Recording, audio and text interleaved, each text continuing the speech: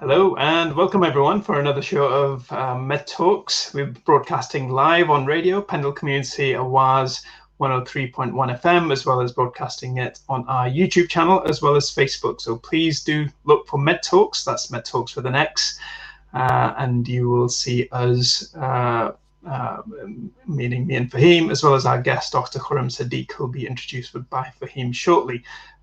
Just a little bit more about this show. We do discuss health and well-being topics, but there may be some sensitive issues that we do cover. But we always advise that if you have any issues, please do consult it with your GP and seek specialist support if needed.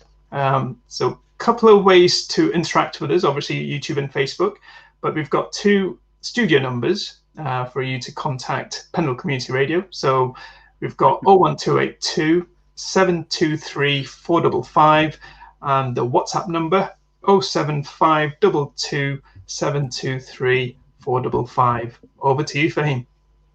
Thanks, Mehran, and a warm welcome and good evening to everyone listening and watching tonight. It's a pleasure for me to invite and welcome Dr. Khurram this evening. Dr. Siddique is a prominent professional within the field of psychiatry of over 14 years. I'm going to make you blush, Dr. Siddique, by going through your background, if that's okay. He has a background in actually Asperger's syndrome, ADHD, psychosis, many different things, and also is a member of the Royal College of Psychiatrists, and actually did his studies in Pakistan as well, and has done much work over there as well. Tonight, we're hoping to talk about mental health and social media. So it's a very topical subject, and we hope we'll have many questions throughout the evening. Welcome again, Khurram. May I call you Khurram for the duration of the show? Oh, absolutely. You can call me Khurram afterwards as well. Thank you. So, Khurram, mental health and social media. Can you tell us a little bit about the general effects of social media on mental health to get us warmed up? Well, social media platforms, they have been there for the past almost 2 decades. And I think in the past 10 years or so, we started to notice some changes, like at least in our surroundings amongst our children. Social isolation, lack of social skills, lack of socially interacting skills, lack of coping mechanisms, defense mechanisms, lack of dealing with crisis situations, and also a lot of psychological issues about self, about the personalities, depression, anxiety, and so on and so forth. And we'll be going as we go along. Do you think, Khurram, that's a reflection of the rise in mental health disorders generally over the past couple of decades, as well as the increasing focus on resilience, for example, because that seems to be a very topical term, and how do you try to understand and instill that in the younger generation? Yep. I work in acute mental health team, which is like a home treatment team or the crisis resolution home treatment team, and we like the frontliners in mental health. And like it's my niche area as well, because I've worked in 4 or 5 crisis resolution home treatment teams across the country, and I have noticed a change in the presentations. I've noticed, especially with young adults and the teenagers. Initially, we all thought when we were kind of naive that it's because of emotionally unstable personality disorders or depression or anxieties. But now when we look closely, what we notice is that they don't know how to deal with life. Life happens and they completely falter. Any crisis situation, any change in circumstances, for example, breakdown of relationship, not able to get into university, not getting good grades, not getting a good job, and even struggling to find a job, that can be a major crisis. And that is what I deem as the lack of coping mechanisms and lack of social skills to deal with day-to-day life. And this is, for me, this is the cornerstone of resilience. You need to have the skills, or you need to build up the skills. You need to have that coping mechanisms, the defense mechanisms around you to be more resilient. And it's not the situations that I've told you, these are not drastic situations. These are the situations that we deal with day in and day out. Most of us, we have dealt with these situations as we were growing up. But for this generation, this is what I've noticed, that the moment something happens, it is because of mental health, lack of resilience, and they're on to the mental health services where we can only guide them. Like our main, where I work, the mainstay is emotional coping skills. We help them develop the emotional coping skills so that they can deal with life. So this is the kind of change that I've seen in the quality of life and the quality of presentations over the past 16 years in my practice in UK. Excellent. And Khurram, in terms of obviously this topic, obviously you're very well versed in it, and we've watched your TED talk on the topic, FOMO sapien, Homo sapien. Can you tell us, the audience, what is the nature of FOMO and where did that term come about? FOMO stands for fear of missing out. Like, it is people not wanting to miss on anything that is happening around them. Like in our days, we used to call them nosy parkers, but nowadays the terminology is changed into something decent, which is fear of missing out, which is kind of, I think it's the next step of evolution for Homo sapiens. And we came across this term when I was preparing for my TED talk. The FOMO was there, the sapiens was there, so we combined it together to see whether we can explain the evolution or the quality of the changes that we have seen in people's life. Basically, fear of missing out is when you want to know about everything around you, what is happening around you, what's happening in everybody's life, and you don't want to miss out on anything. And as a result of that, you start to immerse yourself into this world where you are, for example, on different social media platforms, social media devices, Instagram, Facebook, liking, tagging, sharing people's information, and want to know more about people around you. We are so immersed, and also showing your own life on these social media platforms. You must have noticed the moment you go out onto a place where you're sightseeing, the first thing is your camera comes out. You're not bothered about sharing a moment with your family, sharing a moment with your friends. All you're doing is, like, the first 30 minutes or 40 minutes is taking photographs of the scenic places, showing people how good the place is, how much you're enjoying. You might not be enjoying at all. It might be a big facade, but you want to show people. So instead of creating memories in here, we have started to create memories on social media platforms and want to show it to the world as a way to gel in, as a way to show people that we are part of a clan, we are part of this new culture, and so that they're kept tagging along, and they are not thrown out of that clan. And it has affected us in so many ways. Like I see it as the impact is on biopsychosocial model. This is the kind of model that we work with, biologically, psychologically, socially, and how it has changed us, how the interactions have changed. Like, it's not just West. It is when I go back home to Pakistan, like, people have stopped mingling with each other, stopped interacting with each other because they're in their own bubble. They're in their own world. So many times you go to these restaurants and eating out places, and all you see is people having family time on their own phones individually. And this is the kind of thing that I see all the time. And this is a scary proposition, because if we continue on this path, I think we will be just mere robots, because the brain functions on the premise that either you use it or lose it. The neurons are created, the synapses are created because you're making connections, you're interacting with people, you're gaining skills as you go along. And if you're not doing that, that part of the brain is going to be made redundant. And that part, unfortunately, is your frontal lobe, which defines us as human beings. So if the frontal lobe and the prefrontal cortex stop working, then you won't be able to make decision-making, problem-solve skills, interacting skills, your social etiquettes. You will start to become of I think going back into transition, going back to where we began, and for me, that is the term Homo sapien. And I think because of your reference to the frontal lobe, Khurram, as well, obviously that's also linked to problems with attentional problems, isn't it? Absolutely. So when you have that kind of loop where you get interactions through notifications or vibrations or kind of feedback, that has a negative consequence. Yes, it has. Like our concentration at workplace is about 40 seconds, and we jump from one task to another.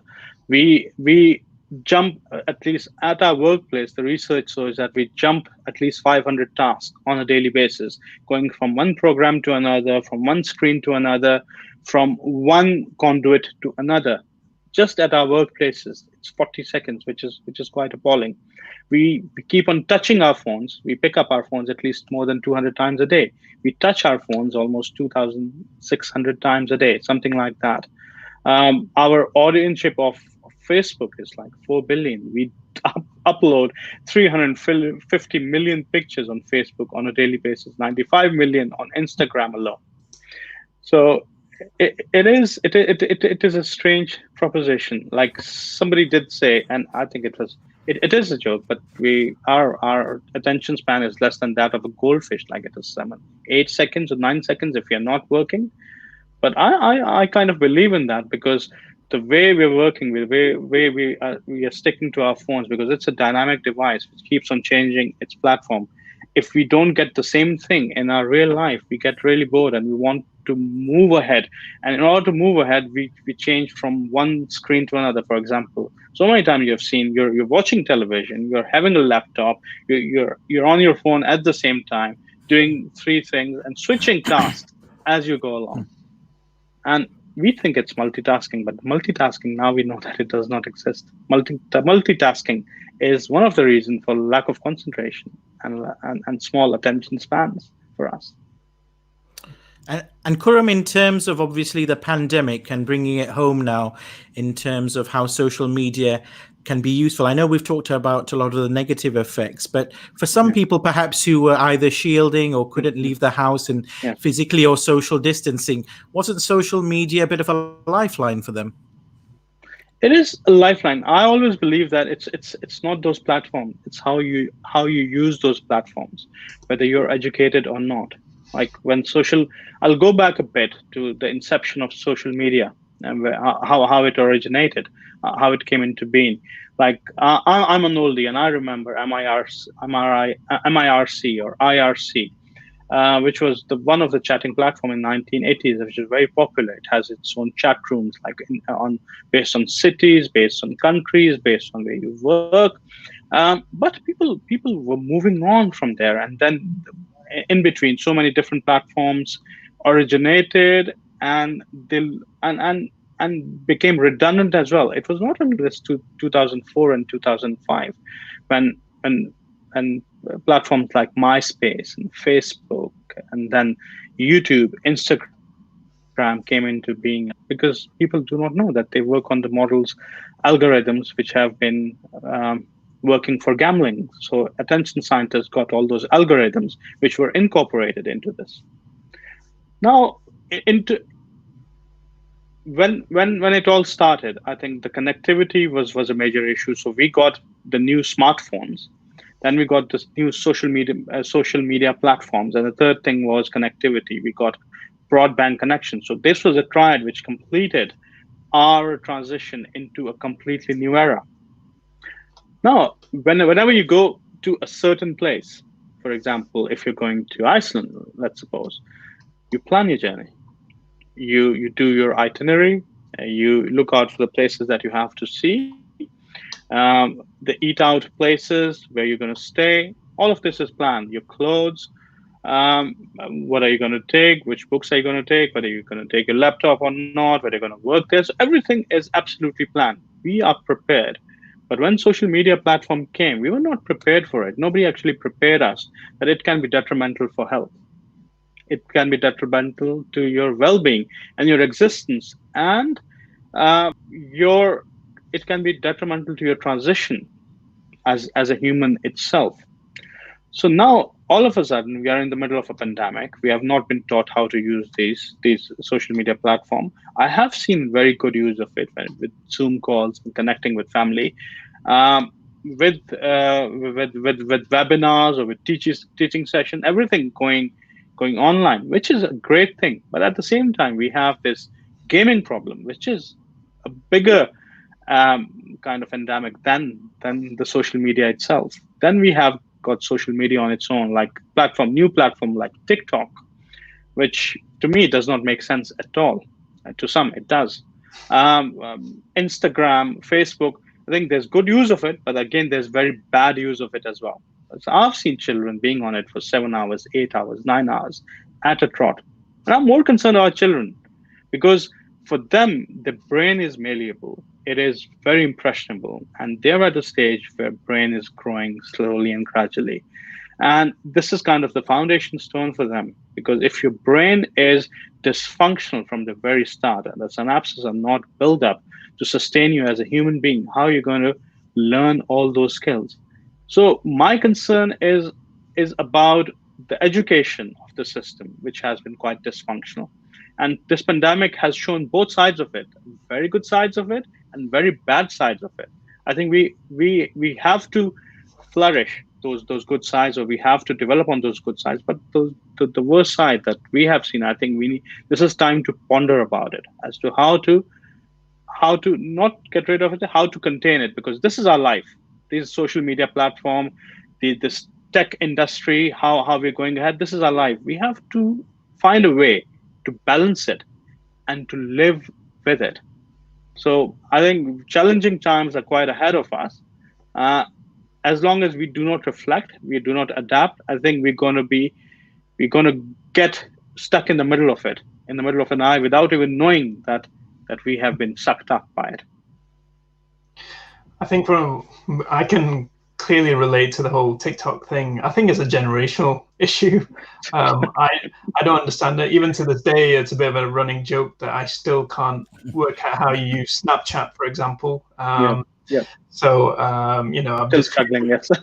yeah. So it's just a generational thing, and I guess because maybe some generations are more au fait and well versed with certain apps. And there's that kind of, ignorance is bliss in certain generations that they avoid that kind of interaction or that negative consequence. Yeah, I can agree to a certain extent, but then there's another side of it. For example, TikTok has been banned in India. TikTok was banned in Pakistan in so many areas because a lot of things that happen. For example, kids trying to show off with firearms and it accidentally went off. People died. Kids died of it. And on TikTok, people showing how courageous they are or how exciting they are, standing in front of a train, incoming train, and got hit by it. People on top of trains, not realizing that the electric's going on, having 35,000 volts going in, and just fried to their deaths, unfortunately. So these are the things. If we have to expose our children to it, we have to educate them properly, educate it in the way where they make good use of it, rather than use it to be some kind of wannabes, because this is what it is. And I agree that these social media platforms making people are making money out of it. Young teenagers are making a lot of money out of it, but they are few and far between. Like you can literally count them on your fingertips. So if someone is going on to their footsteps and following their footsteps, but they have to realize they have to be really good and they have to be really focused as to what they have to achieve from it. And if they use it only for fun, I think they'll be lost. I think you did mention that you have to use it in the right way, but it almost feels as if there needs to be a conversation before that, because we've alluded to sense of self, contentment, actually being comfortable in your own skin, because we are social animals and we learn from our environment. But when you pick out someone's highlight reel and compare it to your behind the scenes kind of life, it's a bit of a dangerous equation. It is. It is absolutely, because what we see is a snapshot. We don't see the videos of those people. like a good snapshot, hearing somebody enjoying by the seaside. Or I remember I was going for a few conferences. I took a few snaps in Dubai, and plastered it over the social media profile. And all of a sudden, comments came coming in that how good your life is, how exciting is it, how dynamic it is. But people did not remember that I was away from my family. I was on a flight for about 20 hours. I had to live in a place where I did not know anybody, where all my life was confined to 9 to 5, going on to conference and be in my own room and eating on my own. So those are the things that people do not see. And this was just one example of it.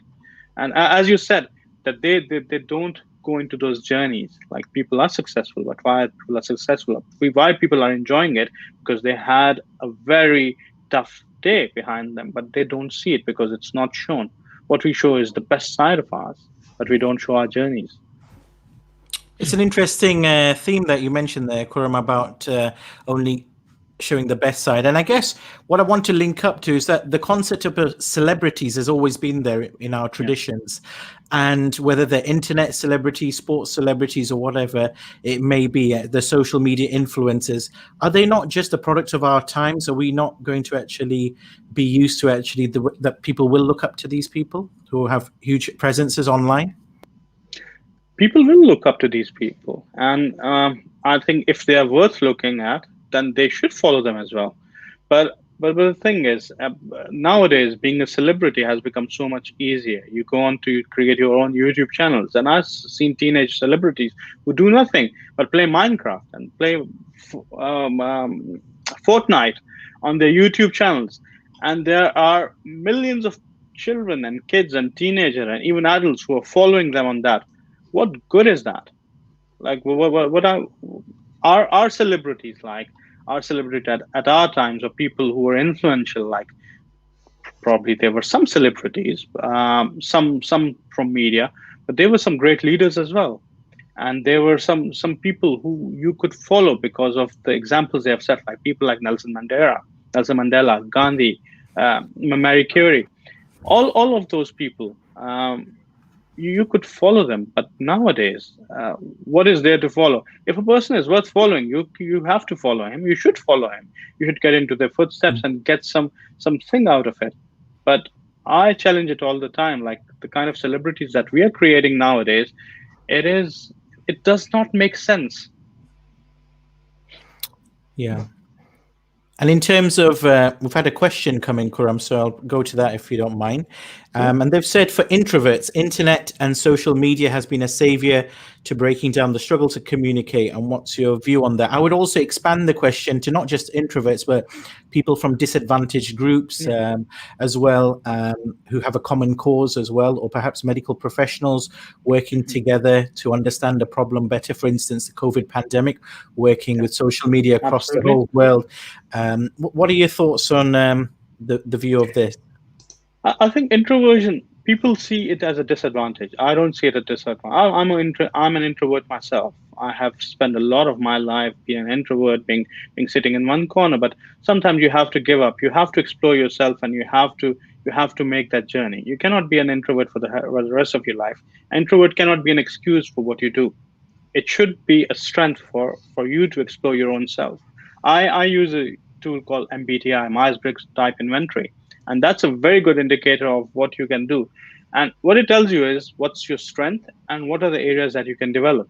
So once I came to know about it, I decided that I'm going to develop my alternate nature, which is not my go-to themes. But being an extrovert, I can understand why people can, because they find it easy to communicate with people. They find it easy to have that connection or social interaction with people. But we have to be very careful. You can have 700 friends on Facebook, but what is actually a friend? Like, do we actually know the definition of a friend? Like, some people confuse acquaintances with friends. Some people confuse work colleagues with friends. For me, friend is a person who is with you in your highs and in your thick and thin. That person is your friend. But do we actually can rely on those people?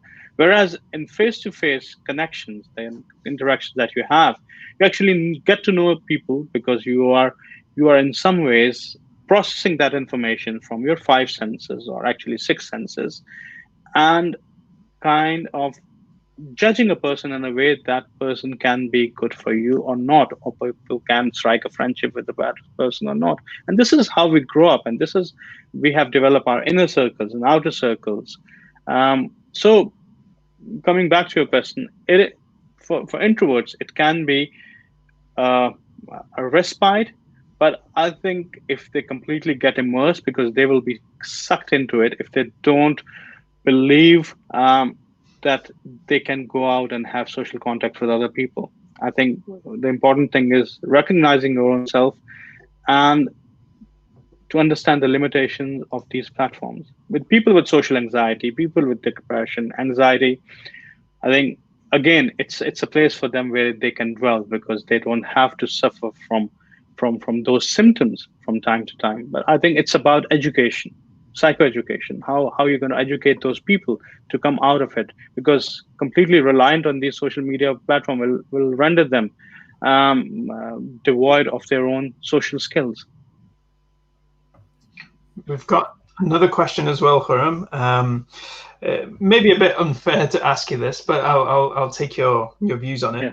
Has the doctor seen any rise in repeated strain injuries due to heavy usage of phones and other devices? I have. Yes. Yeah. Yes. I myself suffer from it from time to time because of its excessive use. Because I at one time was using 10 to 12 hours. I was spending 10 to 12 hours on those social media devices.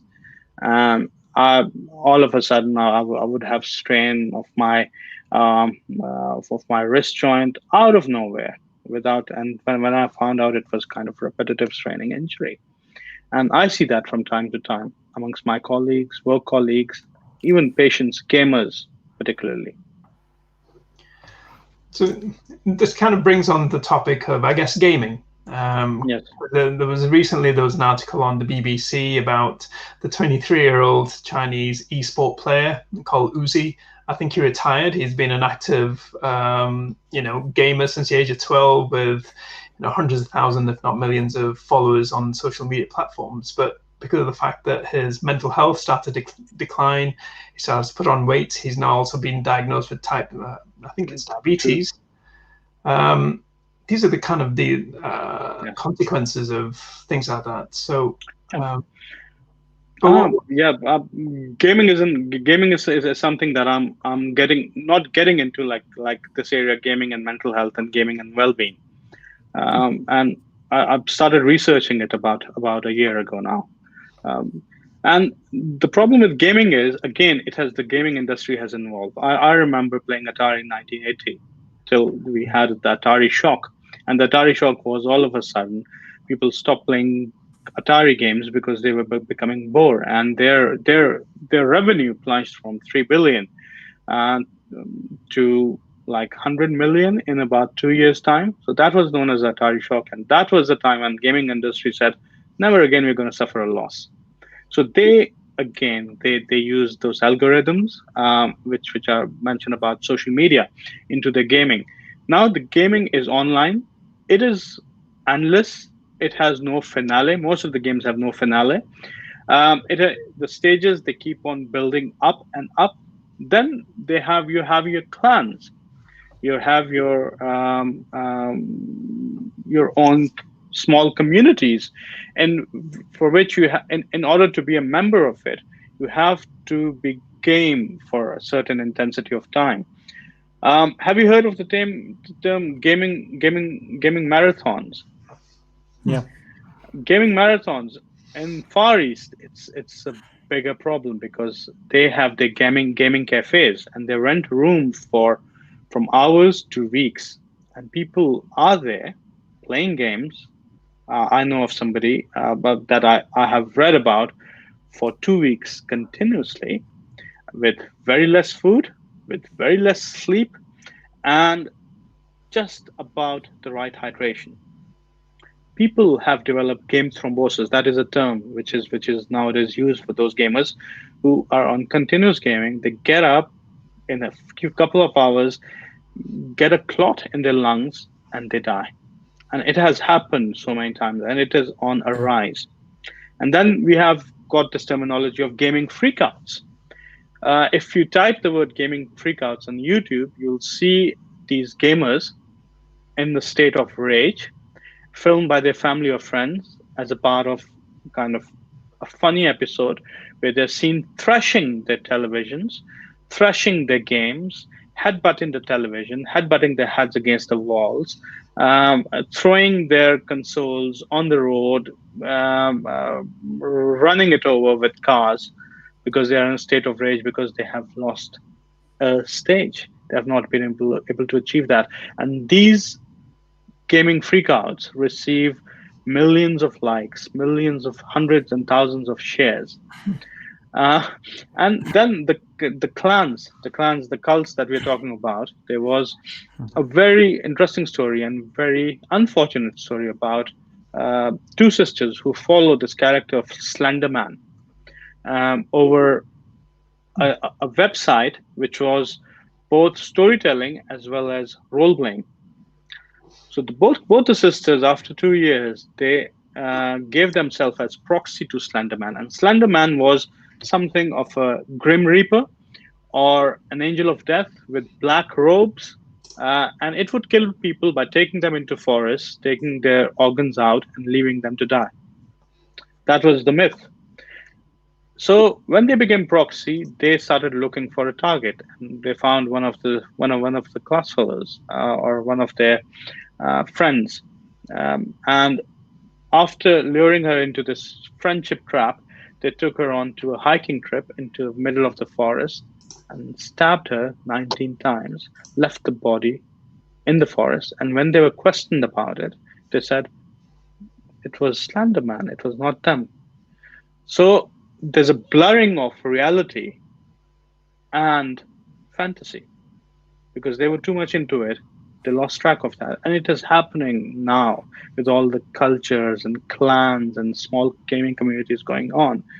It is becoming very impactful. And you see that from time to time, breakdown of relationship, relapse of mental illness. We are seeing a lot of people with relapsing because they wake up and they feel that somebody is coming after them because they're unable to differentiate reality from fantasy. I've seen psychotic episodes in a very acute state. And now gaming disorder has been declared a mental disorder by WHO, and it's going to be in ICD-11 very soon. And I think it was in DSM-5, the research version, and they included internet gaming disorder as part of it. But I think it is very concerning time, especially with regards to gaming, because gaming is the biggest industry. By 2025, it will have it will grow to 550 billion, which is bigger than Hollywood, bigger than Bollywood, bigger than any cable TV put all together. So how are we going to get rid of it? Because people are protecting it. High-tech industries, tech industries are protecting it. They won't let that revenue go just like the Atari shock. They would not have those losses again. And each game that they create, they spend millions on it, 4 to 5 million on average, because it takes years to develop those games.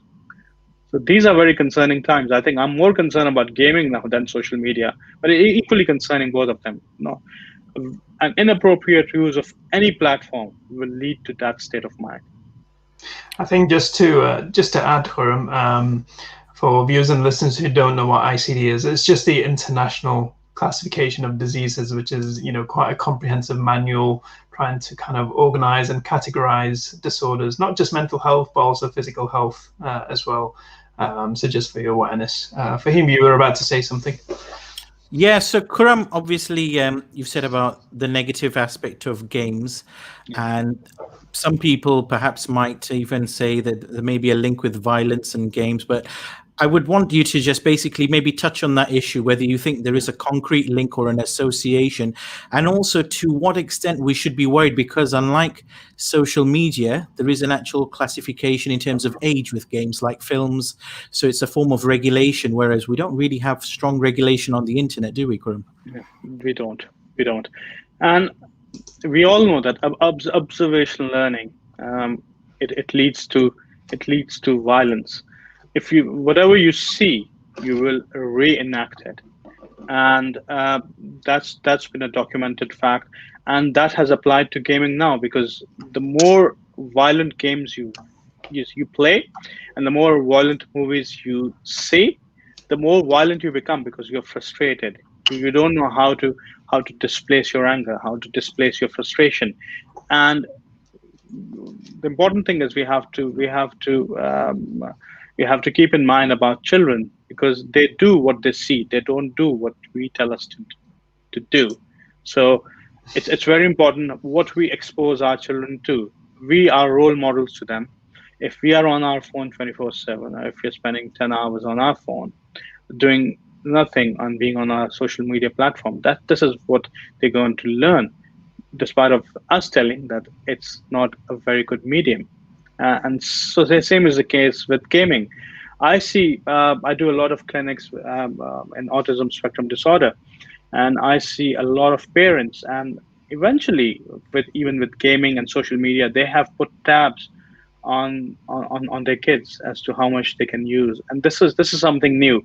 For the prior to a year or 2 years ago, people were not very much aware of that. But parents are becoming aware of that. They are not letting them play any game which begets violence, like Fortnite or any of the other games. That like I've been away from gaming for a very long time. I won't know the names of the games, but there are. And I remember when I was training, it was PS3 was released, and I got the PS3. And I was so excited because I was thinking going back to gaming, and I used to be a big gamer, like back in 1980s and 1990s. And it was Ramadan, and one weekend I was because you couldn't do anything. It was Ramadan, so I started playing without realizing. The weekend went off, and I had played for about 24 hours, 48 hours. The next thing I did was I packed my PS3.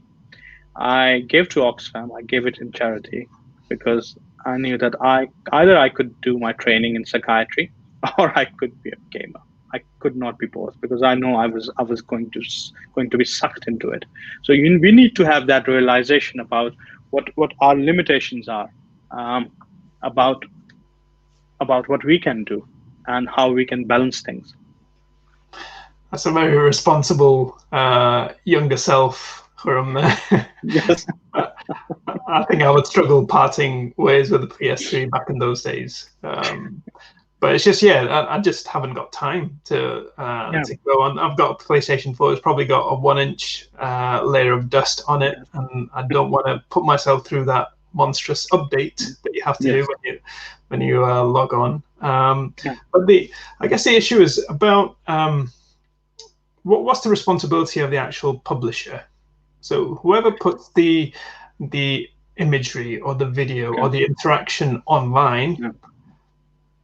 Yes, I do think the book starts with them in terms of being responsive and having that sense of responsibility. I think they have to balance revenue against responsibility. I remember going on to a literature festival. It was in Wimbledon, and there was this tech guru who had written a book about I don't remember the name of the book, but it was something to do with the aping machine or something like that, and it was about the responsibilities of tech industries and how we can use our time effectively in this modern technology. And I got up and asked him a question. I said, what is the responsibility of tech industries or artificial intelligence that you're creating without letting the people know what it actually is? And he said, but nothing is happening. I said, who told you so? Like, I'm a psychiatrist myself. This is my niche area, and I can tell you. And then he said, I really don't know about it. So people who are in those industries, the scientists, they don't know anything about it because they are focused on to creating something marvelous, something novel. But the gurus, the tech industries, the CEOs, and the owners, I think they have a responsibility, but they're not. Do you think they're ever going to let go of their revenue to share this responsibility of taking care of somebody else's children or somebody else's teenager or somebody else's adult? They won't take the responsibility. I think the regulation has to come from the government. There has to be some kind of regulation where there's some. So it's a big, massive ethical issue. I remember listening to Simon Sinek. He's quite big on leadership, and he is an amazing speaker. And he said that by giving your 3-year-old a phone or a device, you're literally opening your kitchen cupboards full of alcohol and saying, enjoy. Because according to him, and I believe in that they should be a tag, just like there's a tag on smoking, on the cigarettes, that smoking is injurious to health or smoking kills.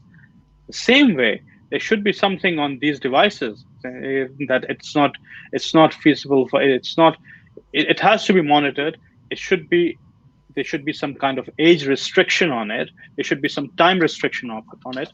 WHO recommends that between the ages of 0 to 2, the screen time should be 0.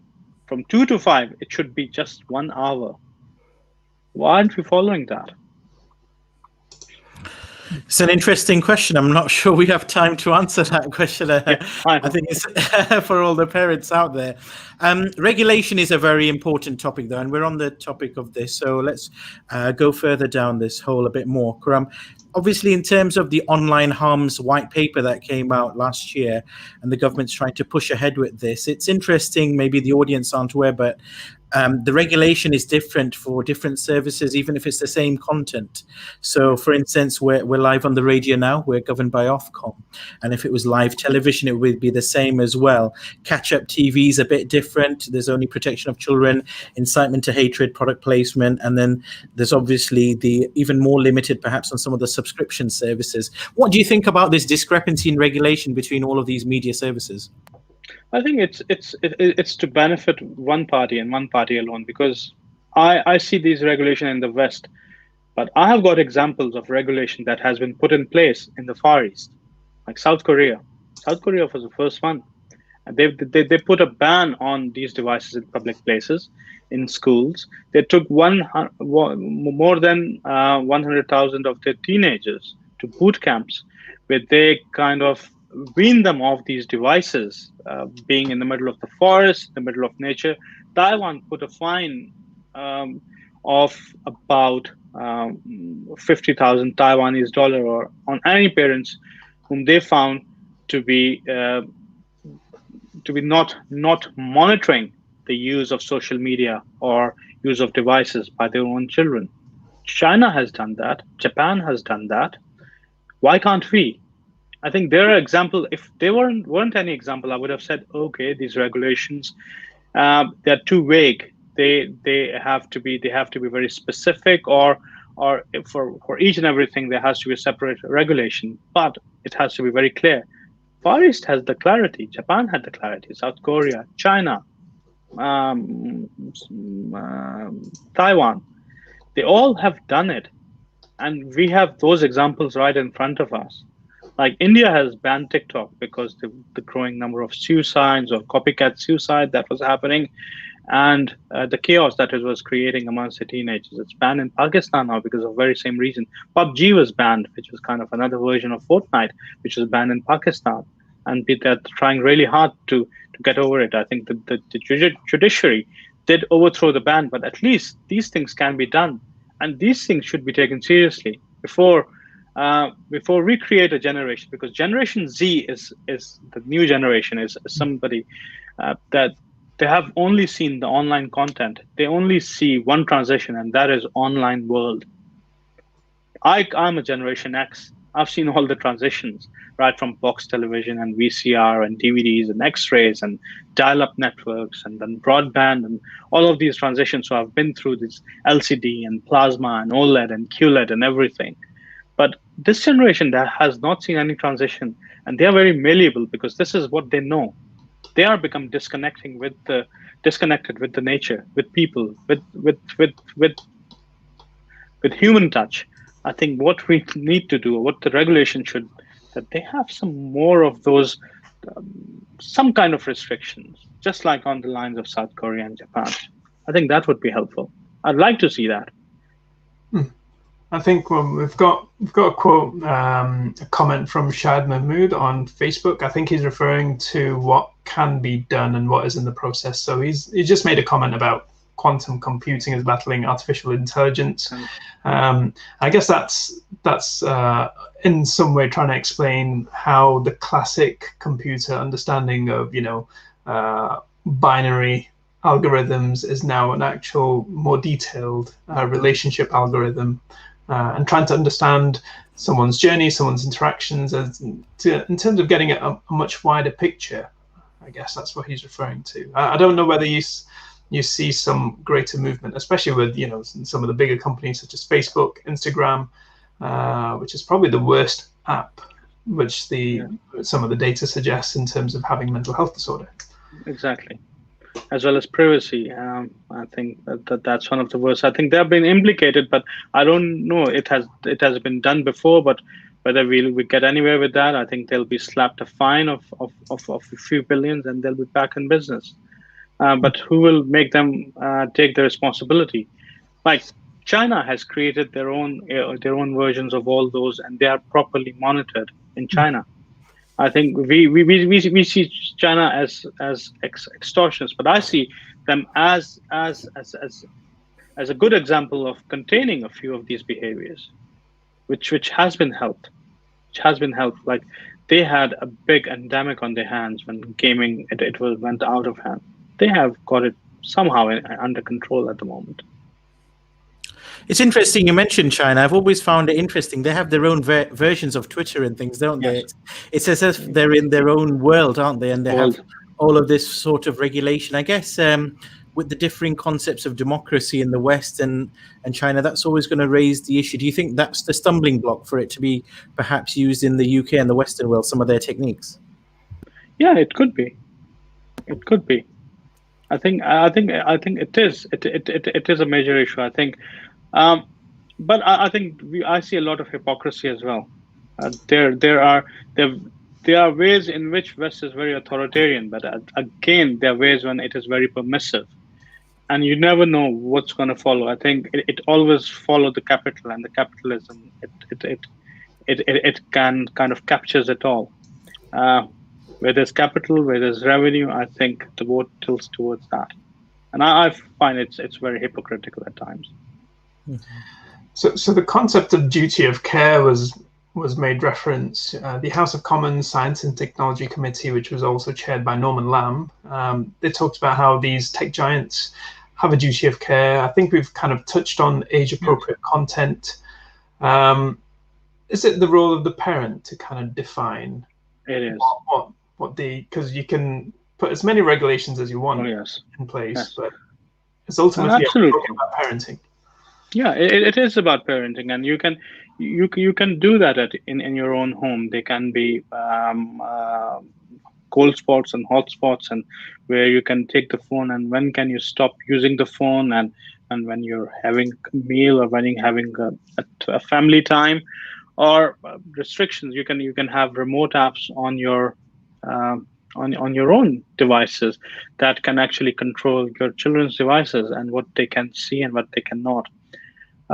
So I think the important thing is for us to be role models and for them to follow our leads, because as you said, no matter how good regulations are and how many regulations are implemented, unless we are following it in our home, I think the children won't follow it otherwise. Excellent. And Khurram, in terms of, obviously, we've talked many things this evening with our times rapidly coming to an end, but it sounds like a lot of people are addicted to social media, and I'm sure I can even include myself in that. Okay. So can you give us some tips how to get rid of this addiction? Because it seems from what you were saying before, addictive personalities can perhaps go down a path where perhaps non-addictive personalities don't. So how can you work out if you have an addictive personality? And if you're addicted, what can you do about this? I think it's about knowing about it. That's the first thing, knowing about how detrimental can be for your health and health. Yeah, it is a responsibility of people around you and you yourself to find out as to whether it is detrimental or not, which it is. The second thing is that we have to disconnect to reconnect. This is a terminology which was used by Dr. Kimberly Young, who has been researching this internet addiction since 1995 when they were dial-up networks. And she said that we have to disconnect, we have to get detached, we have to go back to our own ways, connecting with people, with nature, and putting blocks on where we can use it. For example, if you're home, we should not be using it in the living room, we should not be using it, and our children should not be using it. If you're going to restaurants or places, you should not be using it. And this is how we should basically make a difference. And these are the things that we can do, and people have done it, and people have come out of it. So it's not impossible. We are addicted to dopamine. Dopamine is the main substance that actually drives it, but the short-term loops that are created in our brains, that can be reversible initially. But if you're too much into it, I think there comes a time when it is the gaming and social media, it is very synonymous to alcohol and drug use. We are getting a few more comments through. This is from Taslim Shakur, just asking, well, what's the doctor's experience of the negative impact on social media, and is there any empirical study? Yes. And what are the suggestions provided by practicing psychiatrists? So there's a few questions. Yes. Yeah. So the latest study was done by, I think it was King's College London, that a systematic review came in 2019, and it showed that every 1 in 6 children, teenagers, and young adults who are excessively using those devices, there's an association with problematic sleep, with stress, with depression, with anxiety. The evidence base shows that in the past 2 decades, the depression and anxiety amongst children and adolescents and young adults have increased by 75%. In my own practice, I see a lot of psychotic breakdowns, gaming disorder, kind of delusional disorders, which are based on gaming. I see a lot of relapse of bipolar affective disorder, mania, because of lack of sleep, because of using those devices. And these studies, the one that I mentioned, especially this King College London, that's a very new study. They did a systematic review in 2019, which is what I follow. Oh, that's great. Thank you for that, Khurram. So one of the other terms that we use for social media is social comparison, and the kind of the actual self and the ideal self can drive improvement, because I guess social media is here to stay. Perhaps one can say it's part of just development, technological advances, and people can use that in the right way to build, whether it's their personal attributes or professional attributes or their business, etc. Where do you draw the line? Because there's certainly some positives by its use, but no, exactly. There are some positives, as I said. It's actually the use. Your use what defines the positives and the negatives. But again, with the ideal self and the self, I think one of the main problems that we've come across is the body imagery and the body imagery disturbance and the body shaming. These issues have emerged in the past 1 decade. I think apps like Instagram, where it has to go, your picture goes through hundreds of screens and it comes out as beautiful, and we are liking that picture.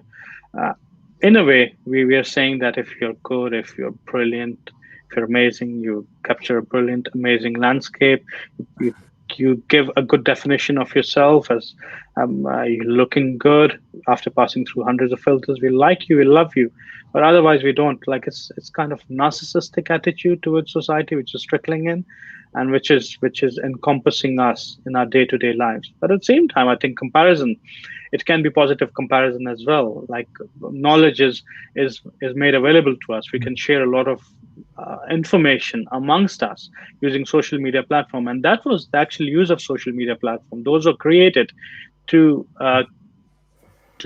kind of exchange information, exchange knowledge, and get to know each other, and to make a world a better place. I think again, it's the anonymity and the freedom and the unlimited